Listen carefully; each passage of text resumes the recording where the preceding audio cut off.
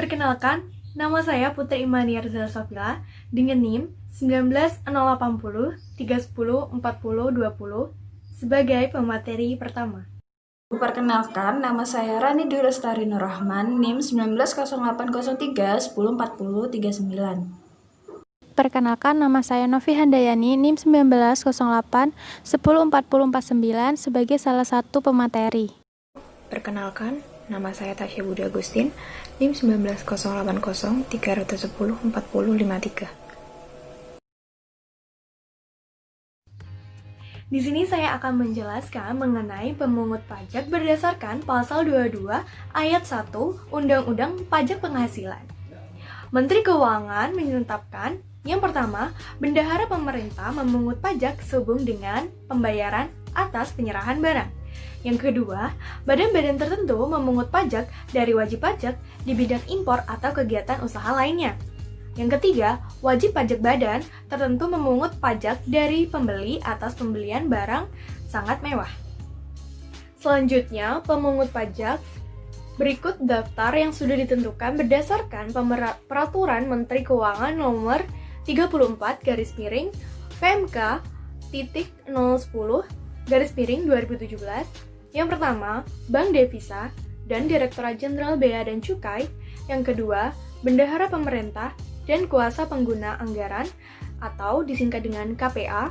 Yang ketiga, bendahara pengeluaran atas pembelian barang. Yang keempat, kuasa pengguna anggaran atau pejabat penerbit SPM. Yang kelima, badan usaha. Yang keenam, badan usaha di bidang industri. Yang ketujuh, agen tunggal pemegang merek atau yang disingkat dengan ATPM. Yang kedelapan, produsen atau importir bahan bakar minyak, gas, dan pelumas. Yang kesembilan, badan usaha industri. Kesepuluh, badan usaha yang membeli komoditas tambang batubara, mineral, logam, dan lain-lain. Yang ke-11, badan usaha yang melakukan penjualan emas batangan di dalam negeri. Yang ke-12, wajib pajak badan yang melakukan penjualan barang mewah. Selanjutnya, ada objek pajak pasal 22 yang berarti suatu kegiatan. Berikut kegiatan-kegiatan yang dikenakan. Pertama, impor barang. Kedua, ekspor komoditas tambang batubara, mineral logam, dan mineral bukan logam. Yang ketiga, pembelian barang oleh bendahara pemerintah dan KPA, bendahara pengeluaran, KPA atau pejabat penerbit surat membayar. Yang keempat, pembelian barang atau bahan untuk kegiatan badan usaha, meliputi BUMN dan badan-badan tertentu. Yang kelima, penjualan hasil produksi kepada distributor di dalam negeri oleh badan usaha industri. Yang keenam, penjualan agen bermotor di dalam negeri oleh ATPM, APM, dan importir umum. Yang ketujuh, penjualan hasil produksi kepada distribusi dalam negeri bahan bakar minyak, gas, dan pelumas. Yang kedelapan, pembelian bahan berupa hasil kehutanan, perkebunan, pertanian, peternakan, dan lain-lain. Kesembilan, pembelian batu bara, mineral logam, dan mineral bukan logam dari badan atau OP. Yang ke-10, penjualan emas batang oleh pengusaha yang melakukan penjualan. Yang ke-11, penjualan barang yang tergolong sangat mewah oleh wajib pajak badan.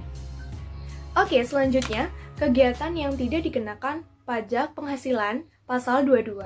Yang pertama, impor barang atau penyerahan barang berdasarkan Perpu tidak terutang pajak penghasilan. Yang kedua, impor barang yang dibebaskan dari pungutan bea masuk atau pajak pertambahan nilai. Yang ketiga, impor sementara.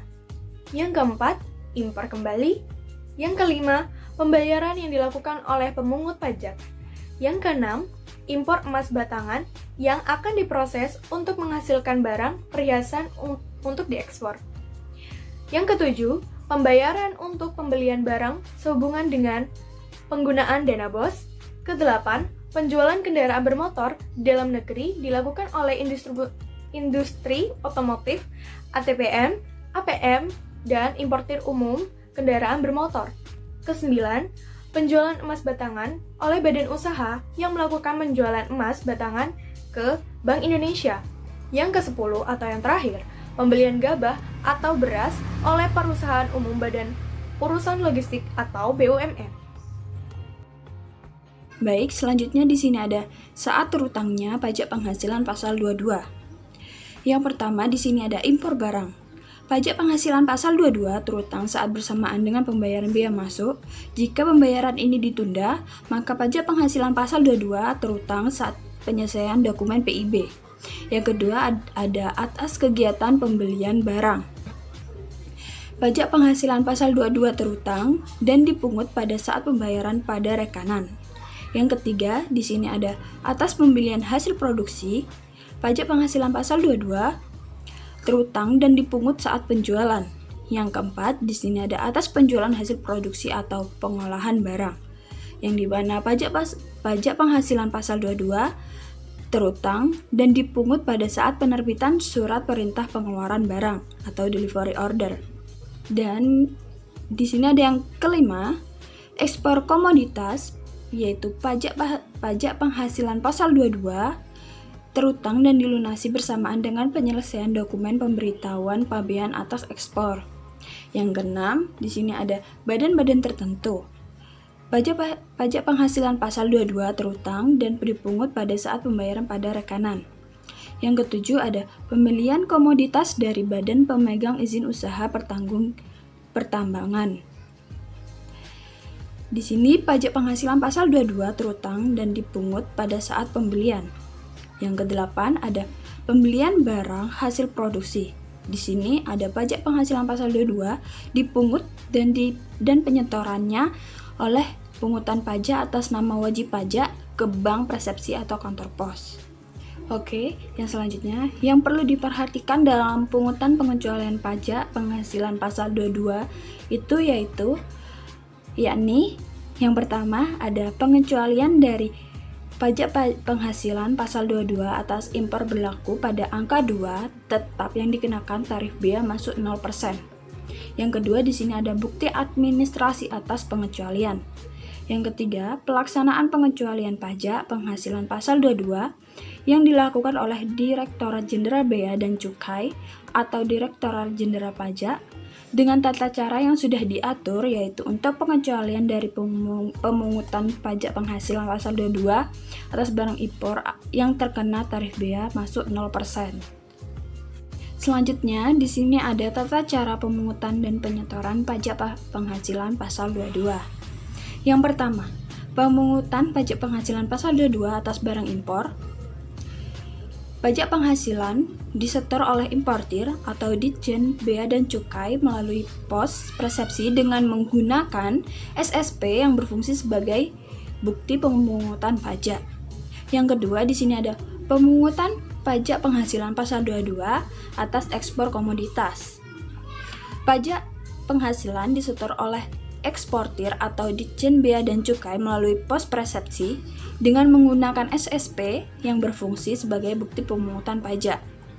Yang ketiga, pemungutan pajak penghasilan pasal 22 oleh pemungutan pajak. Di sini ada wajib disetor oleh pemungut ke kas negara melalui pos persepsi atau bank devisa menggunakan surat setoran pajak atau SPP dan wajib menerbitkan bukti pemungutan pajak rangkap 3. Yang keempat, di sini ada pajak penghasilan pasal 22 oleh yang pertama badan usaha tertentu, kedua badan usaha industri tertentu, yang ketiga ada ATPM, APM dan importir kendaraan bermotor. Yang keempat, produsen dan importir bahan bakar minyak, bahan bakar gas dan pelumas. Yang kelima, badan usaha industri dan eksportir. Yang keenam, badan usaha yang melakukan pembelian tambang batu bara dan lainnya. Yang ketujuh, badan usaha yang menjual emas batangan di luar negeri. Pajak penghasilan wajib disetor oleh pemungut melalui pos persepsi atau bank devisa persepsi menggunakan surat setoran pajak atau SSP dan wajib menerbitkan bukti pemungutan pajak penghasilan pasal 22 dalam rangkap 3. Yang selanjutnya, di sini ada tata cara di bidang impor atau kegiatan usaha bidang lainnya. Yang pertama ada badan usaha yang bergerak di bidang usaha industri baja yang merupakan industri hulu untuk mengolah lebih lanjut seluruh hasil produksinya menjadi produk hilir, sehingga melakukan kegiatan produksi secara terintegrasi, maka pajak penghasilan pasal 22 dipungut atas penjualan produk hilir, produk antara, dan produk hulu. Yang kedua, penunjukan pajak penghasilan pasal 22 dipungut dilakukan oleh kepala KPP yang wilayahnya kerja. Yang ketiga, pedagang pengumpul adalah orang pribadi yang usahanya mengumpulkan hasil kehutanan, perkebunan, pertanian, dan perikanan, lalu menjual hasilnya ke badan usaha industri dan eksportir, namun tidaklah lagi ditunjuk sebagai pemungut sehingga kepala KPP menerbitkan surat keputusan pencabutan penunjukan wajib pajak. Yang keempat ada pengembalian barang hasil produksi yang dibeli. Pembeli harus membuat nota retur kepada pemungut pajak penghasilan pasal 22. Yang kelima, di sini ada nota retur harus dibuat saat terjadinya pengembalian barang hasil produksi. Yang keenam ada pengembalian barang hasil produksi dianggap tidak terjadi karena masa pajak terjadinya pengembalian. Nota retur tidak lengkap menyantumkan keterangan dan dibuat dalam masa pajak pengembalian barang hasil produksi. Slide selanjutnya akan dijelaskan oleh pemateri selanjutnya. Baik, terima kasih untuk pemateri sebelumnya. Di sini saya akan menjelaskan tentang sifat pemungutan. Pemungutan pajak penghasilan pasal 22 dapat bersifat final dan tidak final. Pajak dikatakan final apabila pajak yang telah dibayar oleh wajib pajak melalui pemungutan dalam tahun berjalan tidak dapat dikreditkan pada total pajak penghasilan yang terutang pada akhir tahun. Sedangkan pemungutan pajak yang dikatakan tidak final apabila pajak yang dipungut atau dibayarkan dapat dikreditkan atau diperhitungkan sebagai pembayaran pajak penghasilan dalam tahun berjalan oleh wajib pajak yang dipungut. Namun, biasanya setiap kegiatan yang dipungut oleh pajak penghasilan pasal 22 ini bersifat tidak final, kecuali pada saat pajak penghasilan pasal 22 atas penjualan bahan bakar minyak dan bahan bakar gas oleh importir, pemungutan pajak penghasilan akan bersifat final untuk penyerahan kepada agen dan bersifat tidak final untuk penjualan kepada selain agen. Kemudian, untuk menghitung pajak penghasilan pasal 22 ini dihitung dengan mengalihkan tarif dan dasar pengenaan pajak yang meliputi nilai impor, nilai ekspor, dan harga jual atau beli oleh suatu instansi. Sehingga rumus pajak penghasilan pasal 22 yaitu sama dengan tarif dikali DPP.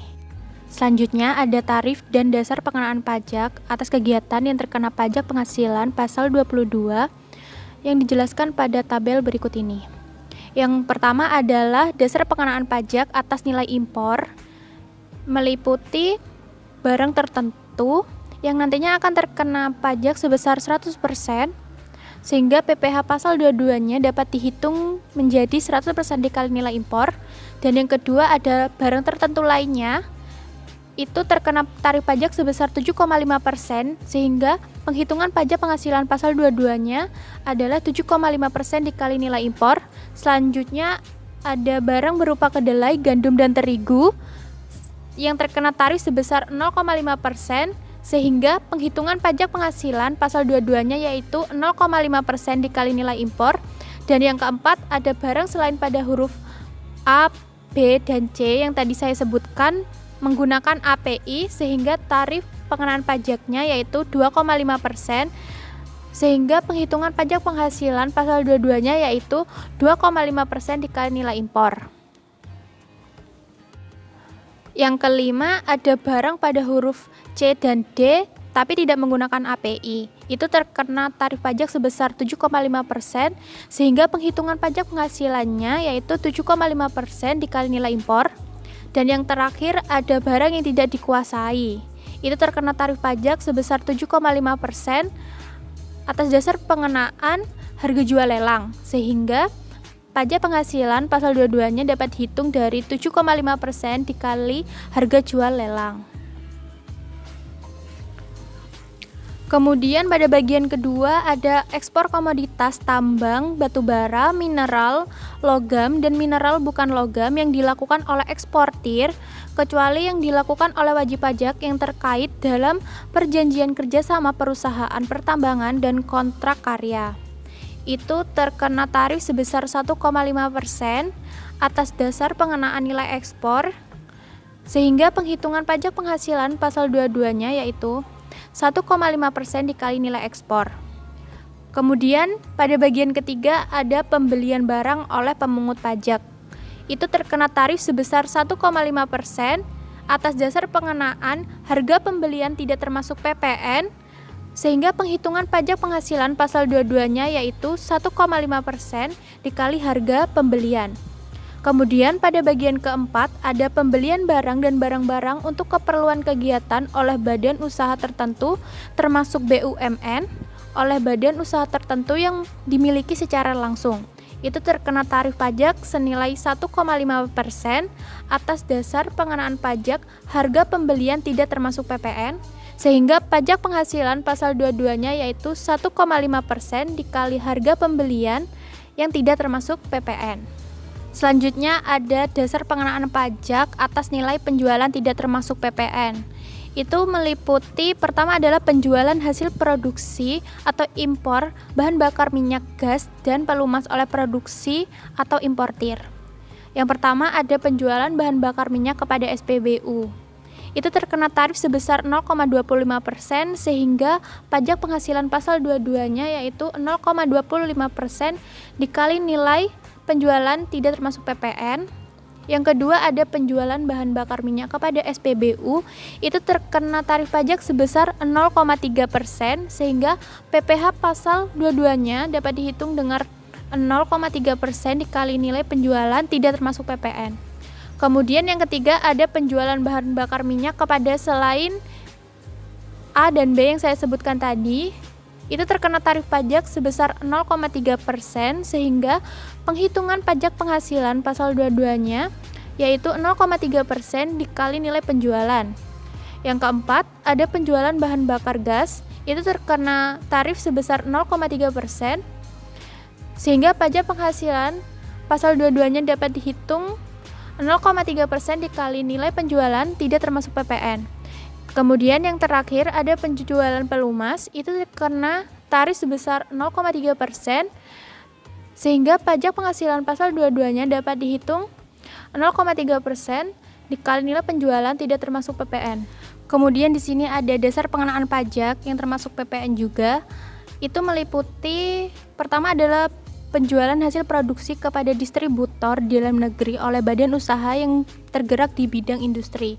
Yang pertama ada industri semen, itu terkena tarif pajak sebesar 0,25% dengan penghitungan pajak penghasilan pasal 22-nya yaitu 0,25% dikali DPP. Kemudian ada industri kertas, itu terkena tarif sebesar 0,1% sehingga pajak penghasilan pasal 22-nya dapat dihitung 0,1% dikali nilai DPP.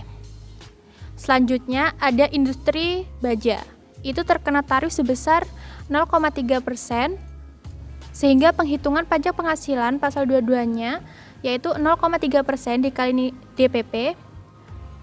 Yang keempat ada industri otomotif, yaitu penjualan semua jenis kendaraan bermotor beroda 2 atau lebih tidak termasuk alat berat, itu akan terkena tarif sebesar 0,45% sehingga pajak penghasilan pasal 22-nya yaitu 0,45% dikali DPP.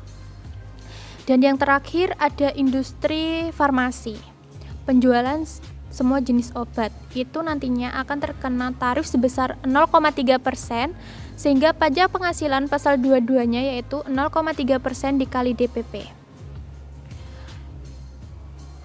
Selanjutnya ada penjualan kendaraan bermotor di dalam negeri oleh ATPM, APM, dan importir umum kendaraan bermotor tidak termasuk alat berat. Itu terkena tarif sebesar 0,45% dengan penghitungan pajak penghasilan pasal 22-nya yaitu 0,45% dikali DPP. Selanjutnya ada dasar pengenaan pajak harga pembelian tidak termasuk PPN.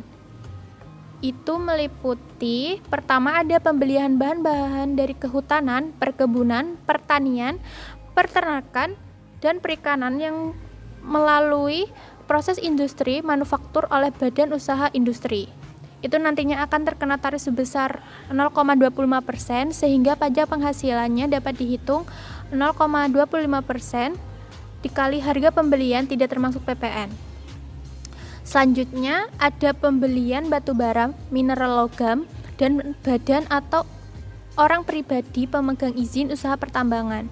Itu nantinya akan terkena tarif sebesar 1,5% sehingga PPh pasal 22-nya dapat dihitung 1,5% dikali harga pembelian tidak termasuk PPN. Selanjutnya ada dasar pengenaan pajak atas dasar harga jual emas batangan terhadap objek pajak penjualan emas batangan oleh badan usaha negeri yang melakukan penjualan emas batangan di dalam negeri. Itu akan terkena tarif pajak sebesar 0,45% sehingga penghitungan pajak penghasilan pasal 22-nya yaitu 0,45% dikali harga jual.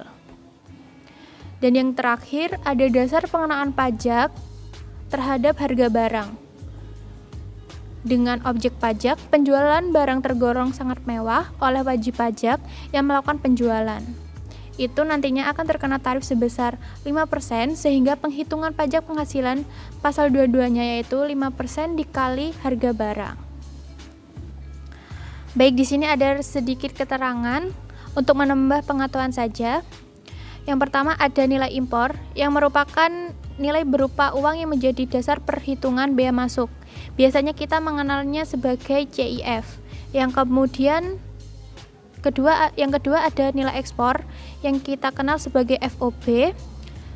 Yang ketiga ada DPP PPN yang dapat berupa harga pembelian atau harga penjualan merupakan nilai atau harga tertentu yang menjadi hak pengasuh kena pajak. Yang keempat ada besarnya tarif, yaitu pemungutan dinaikkan 100% apabila wajib pajak memiliki NPWP. Berlaku untuk pemungutan pajak penghasilan pasal 22 yang bersifat final.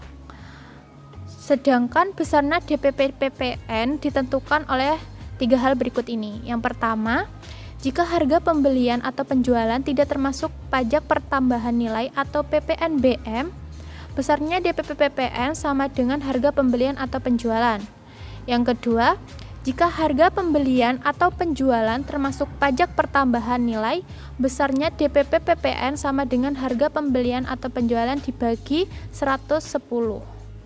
Dan yang ketiga, jika harga pembelian atau penjualan termasuk pajak pertambahan nilai dan pajak penjualan atas dasar barang mewah, besarnya DPP PPN sama dengan harga pembelian atau penjualan dibagi 110 ditambah tarif PPNBM. Sekian penjelasan dari saya. Untuk contoh perhitungan akan dijelaskan oleh pemateri selanjutnya. Terima kasih.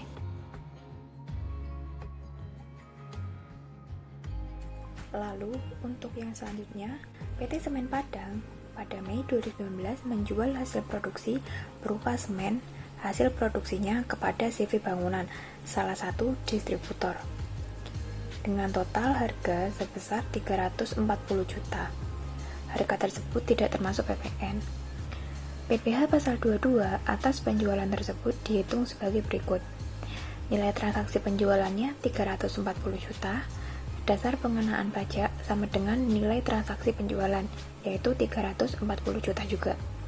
PPh pasal 22 yaitu 0,25% dikali 340 juta, hasilnya sama dengan 850.000. Dan untuk yang terakhir, PT Astra Honda Motor merupakan salah satu ATPM. Pada Mei 2019 melakukan penjualan kendaraan bermotor senilai 1,1 miliar. Harga tersebut sudah termasuk PPN. PPh pasal 22 atas penjualan tersebut dihitung sebagai berikut. Nilai transaksi penjualannya 1,1 miliar, lalu dasar pengenaan pajaknya 100 dibagi 110 dikali 1,1 miliar, hasilnya 1 miliar. Lalu PPh pasal 22-nya 0,45% dikali 1 miliar, sama dengan 4,5 juta. Lalu untuk yang terakhir, di sini saya akan membacakan berita tentang kebijakan terbaru PPh Pasal 22 yang terjadi selama pandemi. Mulai April, bea impor dibebaskan untuk 19 sektor manufaktur. Selain memberikan insentif untuk pajak penghasilan atau PPh Pasal 21, pemerintah juga memberikan stimulus untuk PPh Pasal 22. PPh Pasal 22 adalah pajak penghasilan badan atas kegiatan impor barang konsumsi. Menurut UU, pajak penghasilan atau PPh nomor 36/2008, pajak penghasilan pasal 22 atau PPh pasal 22 adalah bentuk pemotongan atau pemungutan pajak yang dilakukan satu pihak terhadap wajib pajak dan berkaitan dengan kegiatan perdagangan barang. Menteri Keuangan Sri Mulyani Indrawati mengatakan PPh 22 ini diberikan khusus untuk 19 sektor. Sebanyak 19 sektor ini mendapat insentif karena dinilai yang paling terdampak wabah corona. Kalau yang PPh pasal 22 khusus untuk 19 sektor industri manufaktur yang direkomendasikan Kadin, 19 sektor ini mendapatkan kesulitan impor saat terjadi disrupsi produksi di RRT. Mereka akan mencari suplai dari yang lain untuk bahan bakunya, jelas Sri Mulyani di Kemenko Perekonomian Jakarta, Jumat tanggal 13 bulan 3 2020. Stimulus PPh pasal 22 impor ini diberikan selama 6 bulan dari April 2020 sampai September 2020. Nilainya, pajak yang tak perlu dibayarkan oleh perusahaan mencapai 8,15 triliun. Ini sangat membantu perusahaan dari sisi cash flow. Ini kita diberikan seluruh 19 sektor industri, baik di KITE maupun tidak. Perkiraan kami sama seperti tahun lalu, 8,15 triliun. Diharapkan memberikan ruang cash flow dalam rangka situasi tertekan dan tetap maintain produksinya, jelas Sri Mulyani. Selain itu, pemerintah juga memberikan stimulus untuk PPh pasal 25. PPh pasal 25 adalah wajib pajak baik orang pribadi maupun badan yang memiliki kegiatan usaha diwajibkan membayar angsuran pajak penghasilan setiap bulannya. Stimulus yang diberikan ialah pengurangan pajak sebesar 30% kepada 19 sektor industri pengolahan. Jangka waktu stimulus ini juga diberikan selama 6 bulan, yakni dari April hingga September. Ini akan kurangi beban perusahaan, nilainya 4,2 triliun dari polisi, relaksasi PPh pasal 25, katanya. Terakhir, Sri Mulyani juga mengungkapkan diberikan relaksasi restitusi PPN. PPN untuk perusahaan yang melakukan ekspor, kita tidak berikan batasan. Untuk PPN, para perusahaan yang ekspor, mereka itu lakukan restitusi untuk barang inputnya. Untuk importir, kita tidak diberikan batasan, bahkan tanpa audit awal. Namun, untuk perusahaan yang non-eksportir, kita batasi sampai 5 miliar. Jadi, restitusi PPN untuk eksportir dapat terlaksasi dipercepat mulai April sampai September. Total restitusinya mencapai 1,97 triliun tuturnya. Terima kasih, sekian dari saya. Wassalamualaikum warahmatullahi wabarakatuh.